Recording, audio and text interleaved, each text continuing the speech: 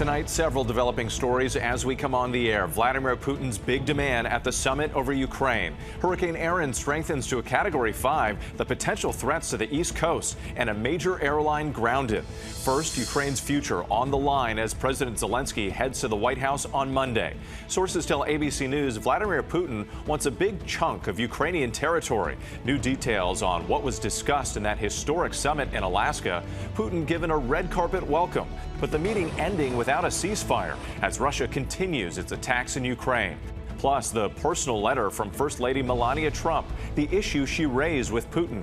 Team coverage tonight from Anchorage and Ukraine. Hurricane Adan, now a powerful Category 5 storm. Watches and warnings in the Caribbean, popular with American tourists. Flooding and mudslides possible in Puerto Rico and the Virgin Islands. The East Coast facing dangerous rip currents. And the Midwest bracing for severe weather and flash flooding. Our weather team tracking it all. Also tonight, protests coast to coast over redistricting. Both political parties angling to redraw voting maps, hoping to pick up congressional seats. Every seat could be crucial with the balance of power razor thin. More troops on the way. West Virginia's governor is sending more than 300 National Guard soldiers to Washington, part of the White House operation to crack down on crime in the capital. Air Canada grounds all of its flights after flight attendants walked off the job on strike, impacting more than 100,000 daily passengers, what it all means for travelers here in the U.S. A brazen daytime robbery caught on video. Thieves stealing $2 million worth of jewelry in under 2 minutes. The dramatic rescue of a hiker trapped for days behind a waterfall, how rescuers found him. And America Strong tonight, letters from a father sparking a viral movement online, and the loving dad eager to share his written wisdom. From ABC News World Headquarters in New York, this is World News Tonight. Good evening. Thanks for joining us on this Saturday. I'm Whit Johnson. We're following several developing stories as we come on tonight. Hurricane Adan is now a monster Category 5 storm churning in the Atlantic, the potential threats to the East Coast. But we begin with new details following that historic summit in Alaska. No ceasefire agreed to. And now we've learned Ukrainian President Valdimir Zelenskyy is heading to the White House on Monday. President Trump saying the best way to end the war is to seek a peace agreement instead of starting with the ceasefire he had initially endorsed. After years of global isolation, Vladimir Putin was given the red carpet treatment. This new video showing the U.S. Air Force escorting Putin's presidential jet from Alaska. We're also learning tonight that President Trump hand-delivered a letter to Putin from First Lady Melania Trump and the concerns she raised about children. President Zelenskyy posting on social media that he spoke with President Trump for about an hour today before European leaders joined the call. But tonight, there are still more questions than answers about what it will take to bring peace to the region. ABC's Christiane Cordero leads us off from Alaska. Tonight, President Trump is back in Washington preparing for his Monday meeting with Ukrainian President Zelenskyy as new details emerge from his historic summit with Vladimir Putin. Mr. President, I'd like to thank you very much, and we'll speak to you very soon and probably see you again very soon. Thank you very much, Vladimir. ABC News is learning that behind closed doors, Putin demanded full control of the Donetsk region of Ukraine in exchange for freezing the conflict. Trump shared Putin's comments with Zelenskyy and other European leaders in a phone call after the summit, sources tell ABC News. European leaders say Ukraine must have ironclad security guarantees and that it will be up to Ukraine to make decisions on its territory. Now, 24 hours after the high-stakes meeting, it's not clear what the two sides agreed to, if anything. After vowing to push Putin for an immediate ceasefire, Trump posted on social media overnight that the best way to end the war is to go directly to a peace agreement instead. Heading to Alaska, Trump also said he wanted Putin to agree to a joint meeting with Zelenskyy and warned of severe economic consequences if his demands were not met. But Moscow claims it wasn't brought up, and Trump says he's not planning any immediate sanctions. The meeting was a very warm meeting. You know, he's a strong guy, he's tough as hell and all of that. The lingering questions follow an extraordinary sight. After years as a global pariah, Putin stepping foot on U.S. soil.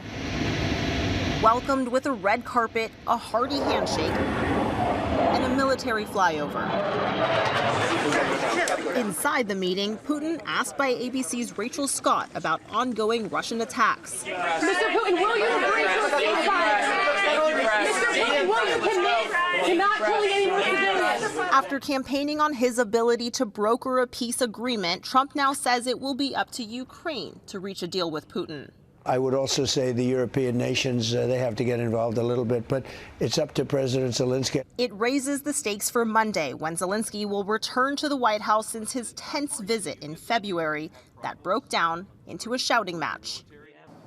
So many questions about what was discussed during this meeting, but what we're learning tonight, President Trump hand-delivered a letter to Putin from First Lady Melania Trump, raising concerns about Ukrainian children kidnapped during this war. Whit. Another layer in all of this. Christiane, thanks. Meantime, Russia continuing its attacks on Ukraine before and during the summit in Alaska. Ukrainian officials saying Russians struck with a barrage of drone attacks and bombs. ABC's chief foreign correspondent Ian Pannel, who has covered this war for more than 3 years, back in Ukraine again tonight. While President Trump was rolling out the red carpet, Putin's military was again bombing Ukraine. Glide bombs and drone attacks reported across the country. On the front lines, Putin's forces trying to advance. Seen here in this undated video released today by the Russian Ministry of Defense. Relentless attacks this week, just the latest that have stretched Ukrainian units thin as they try to fend off Russian assaults using drones to target military vehicles. Ukraine wasn't invited to the summit in Alaska, but it must deal with the consequences. No ceasefire, no trilateral meeting, and no severe consequences for Russia. Russia occupying 20% of Ukraine's territory. Sources telling ABC News during the summit, Putin demanded Ukraine give up the Donetsk region in exchange for stopping offensives elsewhere and agreeing to halt further attacks. The sources saying Trump relaying that message to Zelenskyy and European leaders. Former Russian President Dmitry Medvedev posting that President Trump refused to escalate pressure on Putin. European leaders and Zelenskyy insisting that pressure must be kept on Russia and that Ukraine shouldn't be forced to hand over any of its land. Today, the Kyiv Independent newspaper calling the summit sickening, shameful, and in the end, useless. Hannah says, to put a red carpet in front of a man who's destroying my country, I don't know what to say. Whit, President Zelenskyy said in a statement after the summit that when speaking to President Trump, he asked for stronger sanctions, adding security must be guaranteed, with both the US and Europe involved. Meanwhile, Vladimir Putin has been effectively freed from international isolation. But for now, at least, Ukrainians must continue to live in a state of fear and war. Whit? Ian Pannel reporting tonight. We appreciate it. And tune into This Week tomorrow morning. Martha Raddatz will have much more on what happens next after the Trump-Putin summit with Secretary of State Marco Rubio. Now to the major weather threat. Hurricane Adan rapidly intensifying to a Category 5 storm. It's packing sustained winds of 160 miles per hour as it churns over the Atlantic. The first major hurricane of the season, and it could get even stronger by tomorrow morning. Let's bring in meteorologist Danny Beckstrom from our New York station, WABC. And Danny, you're tracking Adan and potential flooding in the Midwest. That's right, Whit. A major Category 5. Fluctuations in strength are expected, with new tropical storm watches now issued for Turks and Caicos, joining St. Martin and St. Bart's. Right now, Adan passing just north of Anguilla, with the outer bands dropping heavy rain in the northern Leeward Islands. Rough surf and flooding downpours will be the main impacts to the Virgin Islands and Puerto Rico as Adan tracks west tomorrow. The northern turn forecast for Monday, with modeling still keeping Adan offshore of the U.S. And while the strength of the storm should weaken as it moves north, the size of the storm will grow, sending rough surf and rip currents up the East Coast with 8 to 12-foot waves off the Carolinas by Wednesday, making water conditions dangerous and contributing to coastal erosion into New England by Thursday. The front that should keep Adan in the Atlantic next week brings severe storms and a flood threat to the upper Midwest tonight. The same areas impacted hard last weekend. Whit? All right, we'll be watching it, Danny. Thanks so much. Millions, meantime, are bracing for life-threatening rip currents and that dangerous surf in the U.S. Red flag warnings posted on beaches in Puerto Rico. Adan's outer bands could bring heavy rain to parts of the Caribbean, triggering flash flooding and landslides. And it comes as the summer has already been deadly at American beaches. Here's ABC's Morgan Norwood. Tonight, hurricane hunters in the center of Adan's powerful eye wall. The now monster Category 5 storm tears through the Caribbean tonight, millions bracing for dangerous rip currents from Florida to Maine. The first major hurricane in the Atlantic this season, exploding first in strength, now expected to triple in size by next week. And even though it's not expected to make landfall on the U.S., waves could be at least 12 feet high. Along the coast in Virginia, officials urging caution and preparing for the worst. Crews on standby and clearing storm drains. In Massachusetts, lifeguards on alert. We're looking to see some rip currents. We've heard anywhere from 8 to 10 feet on a given day next week. Officials asking beachgoers to listen to the warnings. It's been a deadly summer on American shores. A 13-year-old girl pulled under rough surf off the Jersey Shore. She's the second person to drown in the same area just this week. On Monday, a 31-year-old man died trying to save family members swept out in Seaside Heights. A dozen people rescued just last weekend alone. Popular islands in the Caribbean feeling the impact. In Puerto Rico, many there met with strong winds and rough surf. And while Erin isn't expected to make landfall in the U.S., the danger is far from over. Bermuda now bracing for a brush with this powerful system. And look, experts warn that this explosive storm could be a preview of what could be a long and active hurricane season. Whit? Something to watch. Morgan, thanks. Now to the major airline strike impacting more than 100,000 travelers around the world. The Canadian government has ordered Air Canada's striking flight attendants back to work and into arbitration. The work stoppage coming during the peak summer travel season. Here's ABC's Marcus Moore. Tonight, Canada's government ordering Air Canada flight attendants who walked off the job early this morning back to work. A work stoppage would cause thousands of Canadians to be stranded abroad and across this country, and this is simply unacceptable. The move just 12 hours after the country's largest airline halted operations. Tens of thousands of customers stranded and scrambling to find alternate flights. I understand. I'm solidarious with strikers in general, but I mean, why do we have to pay the consequences of this? The union, representing some 10,000 flight attendants, says despite the order, the strike is still on. Frustration growing tonight. Air Canada suspending nearly all of its 700 daily flights, affecting more than 100,000 customers worldwide. Ticket counters now empty. Flight boards show dozens of canceled flights. Flight attendants on the picket line outside airport terminals in Montreal, Toronto, and Vancouver now calling for higher wages. We can't use food bags. We can't live 12 to a house. We can't be sleeping in our cars anymore. Whit, the union says it's seeking a fair deal at a time when the airline is posting record profits. And Whit, the union calling for this strike to go on. Marcus Moore for us. We appreciate it. Now to the battle over a new congressional map in Texas. Governor Greg Abbott called for another special session after the first attempt failed due to Democrats leaving the state. And now protesters are taking to the streets. Let's bring in ABC's Alex Brochet. Alex, other states are also joining this fight now. That's right, Whit. And tonight, Texas Governor Greg Abbott is saying that every strategy is at play as he's called for a second special session to allow for state Republicans there to move forward and pass a new congressional map to increase their majority. That new proposed map is targeting Democratic strongholds and follows a charge from President Trump to flip 5 congressional seats Republican in next year's midterm. Democrats only need to pick up 3 seats to regain control of the House.